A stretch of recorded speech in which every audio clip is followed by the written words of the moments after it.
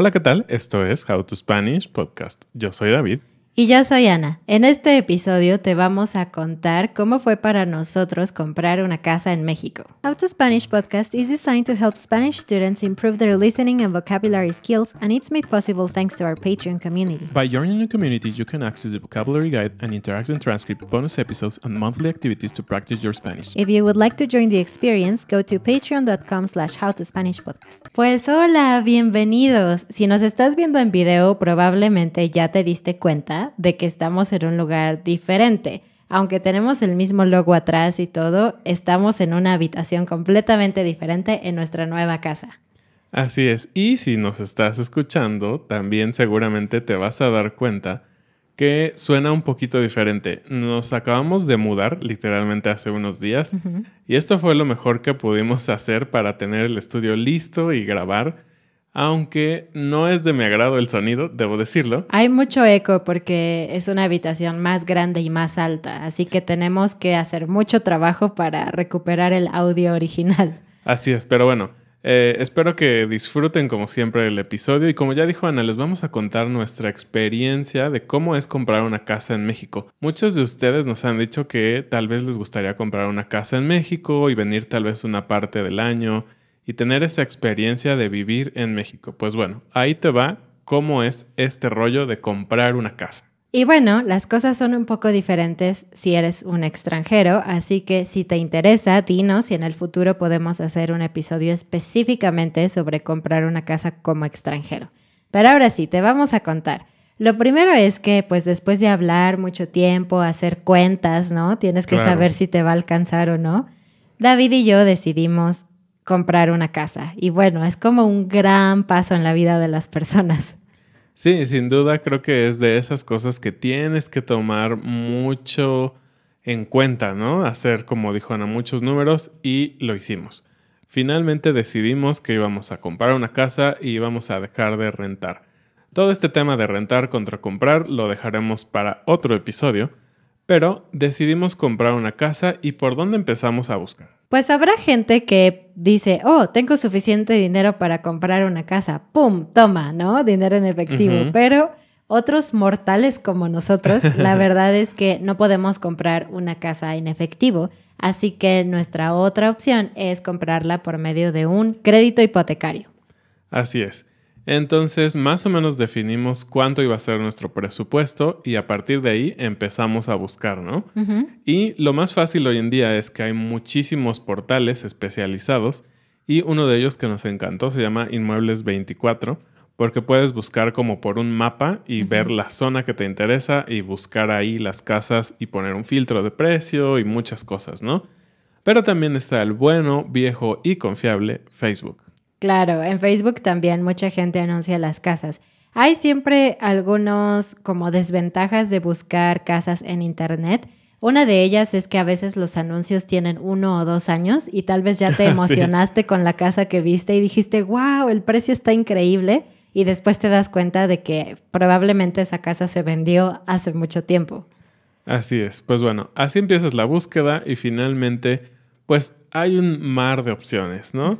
Buscas lo que te gusta y nosotros pusimos como prioridades. ¿Qué queremos? Queremos un patio más grande, obviamente el precio, la zona y déjenos decirles, una de las decisiones, un factor que cambió por completo la decisión inicial de la zona fue el internet. Sí. Estábamos muy emocionados en una zona más nueva, digamos, de la ciudad, pero estuvimos investigando y todos los servicios de internet que se ofrecen son pésimos y pues nuestro trabajo depende de internet.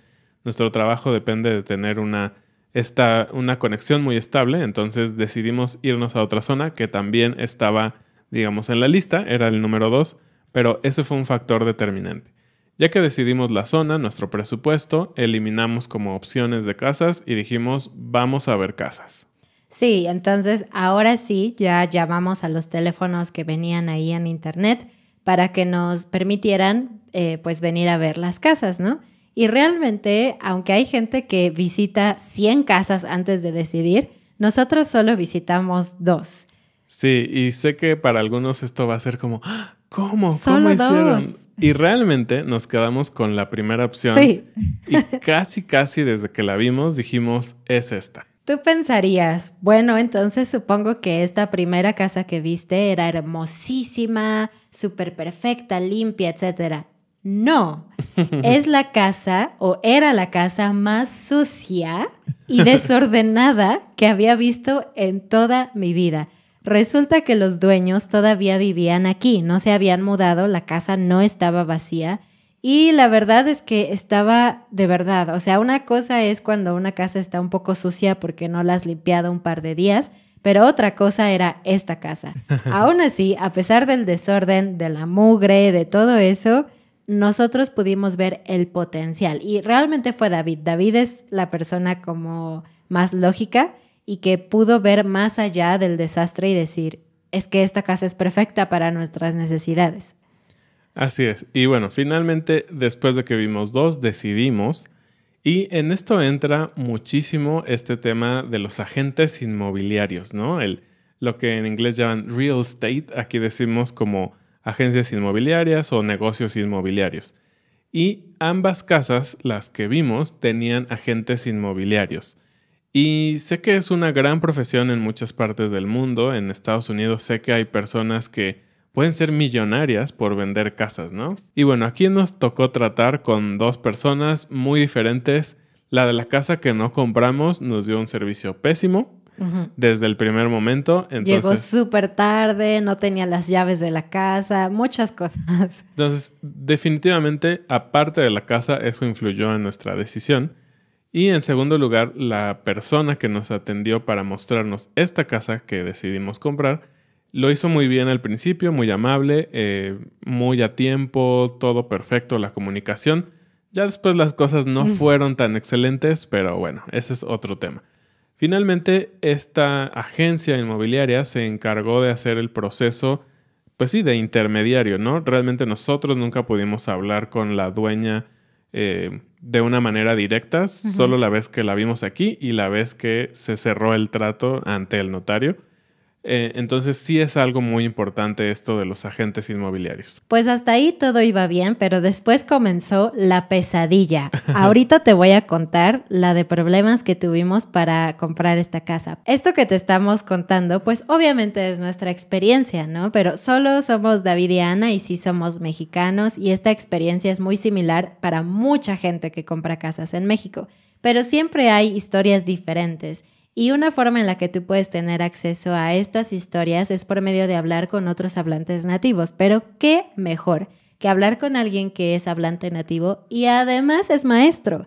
Entonces, cuando tú estés hablando con él y así y te equivoques, él o ella te puede decir por qué te equivocaste y te puede explicar cómo no equivocarte. Es como hacer un intercambio, pero a un nivel profesional. Así es. Y para esto, como siempre, les recomendamos Languatalk. Languatalk es nuestro sitio favorito para que tú vayas y aprendas español con un profesional.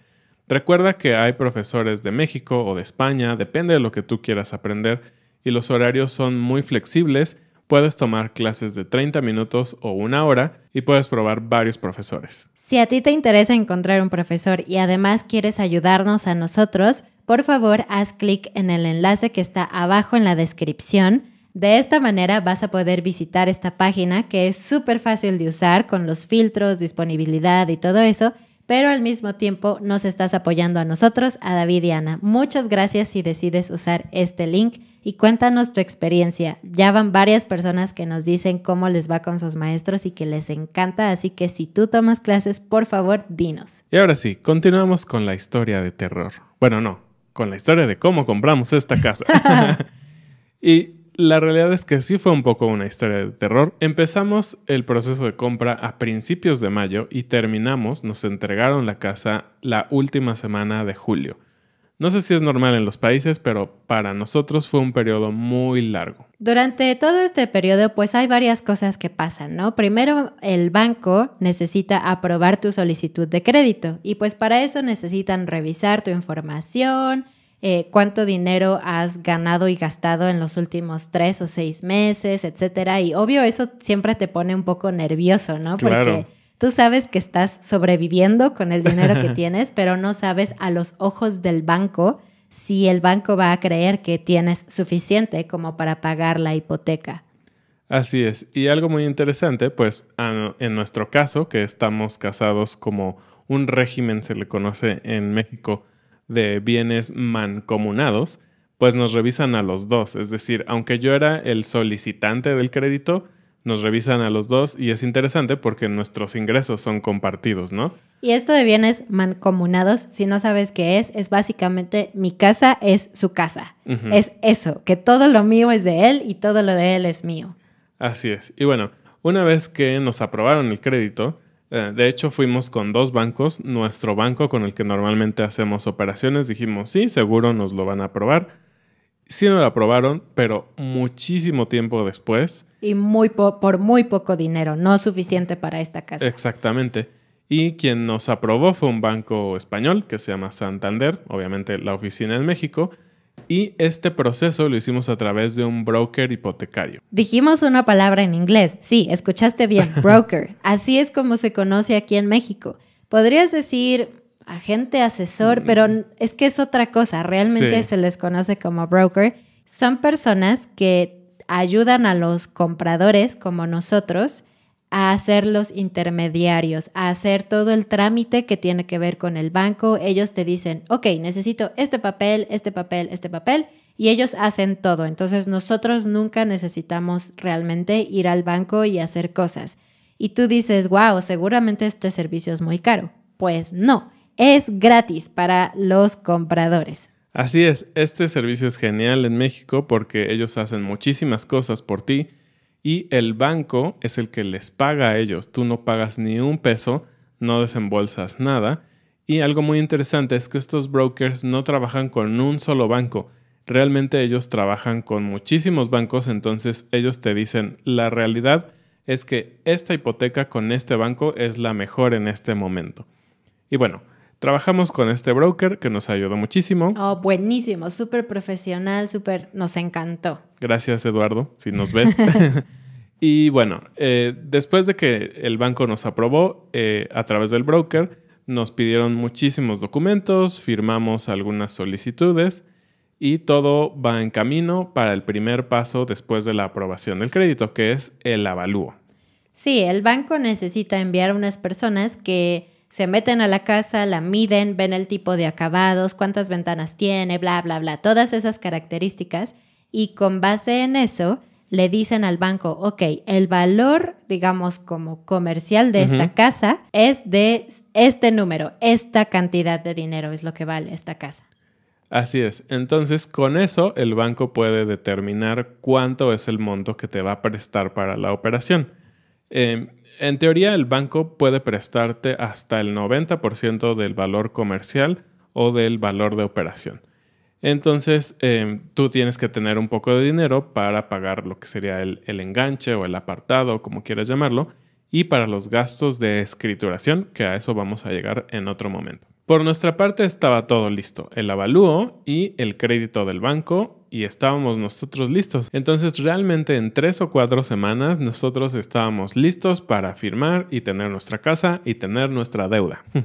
Pero aquí viene la pesadilla. El otro lado, el lado vendedor, no estaba listo, porque resulta que no tenían todos los papeles que necesitaban para vender la casa. Y no solo eso, porque tú dirías, bueno, pues necesitan buscarlos o lo que sea. No, esta casa no estaba disponible para venderse en ese momento porque hay una cosa que se llama predial en México. Esto es una especie de impuesto que tú le pagas al gobierno por el derecho de usar este espacio de tierra para tener tu casa. Eso se llama predial. Entonces, es algo que se paga cada año. No es tan carísimo, pero pues sí, hay que pagarlo. Es común que la gente no lo pague en México. Hay mucha gente que no lo paga. Y era el caso de estas personas. Ellos, desde que compraron la casa hace 6 años, nunca habían pagado este impuesto, lo que significa que el gobierno había embargado esta casa. Es decir, que toma una parte de la propiedad y no la puedes vender hasta que pagues tu deuda. Y bueno, estas personas dijeron, ok, ya la vamos a vender, es momento de pagar. Hicieron el pago, pero siendo algo que tiene que ver con el gobierno, pues ustedes saben, a veces el gobierno no es muy rápido en hacer las cosas, así que aunque ya habían pagado el dinero, el gobierno todavía no decía, ok, puedes vender la casa. Estaban tardando semanas y David dijo, pues voy a llamar por teléfono y preguntar qué es lo que está pasando. ¿Y qué te dijeron? Así es, hablé a esta institución del gobierno y me dijeron, el tiempo de respuesta son 8 semanas. Y para nosotros no es posible, porque en 8 semanas, en ese periodo, nuestra vigencia del crédito que nos había dado el banco se terminaba. Entonces nos quedábamos sin casa y sin opción de buscar otra porque ya había pasado mucho tiempo. Sí, el banco solamente te da 3 meses para que puedas aplicar ese crédito y si no lo pierdes y te tienen que volver a revisar. Y eso no era muy bueno para nosotros porque como ya sabíamos que queríamos esta casa, pues tuvimos que empezar a comprar o hacer ciertas cosas y gastar dinero para prepararnos. Entonces nuestras finanzas no se veían tan bonitas como cuando solicitamos el crédito. Así es. Finalmente, el gobierno hizo lo que tenía que hacer y bueno, fuimos avanzando. Después de casi 3 años, después de 2 meses y medio, se terminó el proceso, ¿no? Finalmente se tuvieron todos los papeles y a la par el broker estuvo trabajando con la notaría. Y la notaría en México es un fedatario, es decir, que da fe y legalidad de ciertas cosas legales sin que tengan que ir a un juez. Por ejemplo, un testamento, ¿no? Puedes Así hacer es. un testamento con un notario. Puedes hacer, por ejemplo, la compra de una casa, la venta de una casa. Muchos trámites legales se hacen a través de un notario en México que tiene cierto poder legal. Obviamente no es un juez, pero bueno, tiene poder legal. Esta persona requiere obviamente de asegurarse de que todo está bien y con este tema del embargo, pues él no podía avanzar, no podía hacer su trabajo. Finalmente, cuando se levantó el embargo, ellos estaban listos, hicieron la escritura. La escritura es el documento máximo de propiedad que hay en México para cualquier inmueble. Entonces, en ese gran documento, porque son muchas hojas, viene muy detallado y en términos legales, que a no todos nos gusta leer, pero hay que leerlos, las especificaciones de la casa, quiénes son los dueños, quiénes están vendiendo, si hay un crédito, qué banco está participando en el crédito, etcétera, etcétera, etcétera. Todo eso queda registrado en esta escritura y finalmente el día en que tú llegas y te van a dar tu casa, primero tienes que ir a la notaría, a este lugar, y firmar las escrituras. Llegas a estas oficinas muy bonitas porque los notarios ganan mucho dinero en México y por Sí. lo tanto, en general, todas las notarías son súper bonitas y Elegantes, con mucho estilo sí, y así, sí, ¿no? sí. Entonces sientes como que estás, wow, en un lugar así muy caro. Pues ya te sientas, te leen algunas partes de la escritura, no todas. Creo que especialmente ahora por el COVID todo es más rápido, pero en el pasado te leían todo. Entonces estabas ahí por más de 3 horas escuchando. Y pues estábamos nosotros, que éramos los compradores, nuestro broker. Del otro lado estaba la vendedora con su asesor, que no fue muy buena nuestra relación con él porque hubo como muchas mentiras y cosas así. Verdades a medias. Verdades digamos. a medias, sí. Entonces no había un sentimiento de mucha confianza, tanto que no estábamos seguros de que íbamos a tener la casa hasta el último día. O sea, estábamos pensando que algo iba a salir mal. Así es. Y bueno, finalmente firmamos este documento. Algo muy interesante es que hoy en día tienen que verificar que seas tú y dices, pues sí, eres tú, ¿no? Llevas tu identificación oficial, pero ahora lo llevaron a otro nivel. Nos platicaron que desde hace un año tienen que tomarte datos biométricos que son tus huellas dactilares. Entonces, desde el momento que llegan, te registran tu dedo y lo comparan contra el que viene en tu identificación en México. Y si eres tú, avanzas. Y si no eres tú, no avanzas. Pero espérense, pasa algo muy raro conmigo. Cuando fui al banco a que hicieran esto, porque para otros trámites también necesitan leer tu huella digital, pasé por una máquina, por otra y otra y otra, y ninguna máquina podía leer bien mis dedos. Y cuando llegué a la notaría, la máquina tampoco podía leer mis dedos. Entonces creo que soy una persona extraña o creo que no existo. Es pirata. Algo así. Es Soy pirata. Ana pirata. Pero bueno, se hace todo este procedimiento ahí en la notaría y en teoría, ya que firmas, pues el broker le avisa al banco y en ese momento el banco le paga a la vendedora. Yo hice ahí un pago también a la vendedora y tendrían que entregarnos la casa, ¿no? Así Ajá, es como ya es tu casa, listo. como marca, digamos, el proceso, ¿no? Pero, no, todo tenía que salir diferente para nosotros. Claro. Resulta que la señora no había tenido la oportunidad de sacar sus cosas por completo, entonces nos entregaron la casa hasta el día siguiente. Ese día en la notaría nos dijo, es que todavía tengo cosas, bla, bla, bla, y necesito 2 o 3 días. Y yo por dentro estaba así de, no, ya, deme mi casa. O sea, ya pagué, ya esperé muchísimo tiempo, quiero mi casa. Así es, pues finalmente después de la firma venimos con ella, vimos que ya no estaban la mayoría de las cosas, pero sí había todavía muchas cosas y la casa estaba súper sucia, obviamente. Y bueno, finalmente negociamos con ella y al día siguiente, al mediodía, para esto eran como las 5 de la tarde, entonces dijimos, bueno, no es tanto tiempo, y nos dio las llaves de la casa. Entonces eso nos dio mucha tranquilidad, saber que pues no es que ella se iba a quedar en la casa, sino que realmente tenía que sacar sus cosas y aún así nosotros teníamos las llaves y podíamos pues llegar y decirle ya adiós, ¿no? Y bueno, así terminó todo el proceso. Fue realmente muy interesante. Fue un poco desgastante el estar detrás de el agente del vendedor buscando los documentos. Nuestro broker muy amable y todo muy bien explicado. Nos ayudó muchísimo con todo, con las opciones, con los pagos. Creo que si no hubiéramos hecho a través de un broker, que déjenme decirlo, no es muy común en México, es algo relativamente nuevo, por así decirlo. La gente no compra a través de un broker. Para nosotros hubiera sido mucho más difícil y seguramente no hubiéramos terminado la operación. Sí.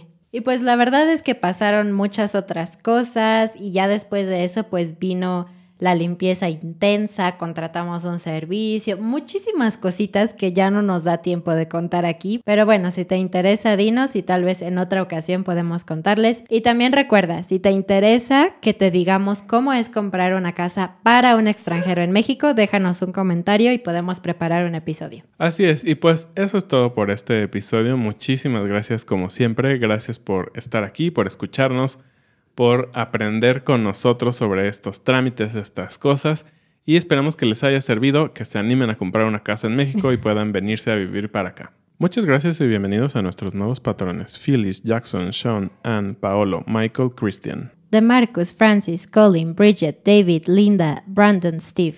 Y bueno, no olvides que abajo está el enlace de Languatalk si quieres ir a revisar la página y ver si hay un profesor perfecto para ti.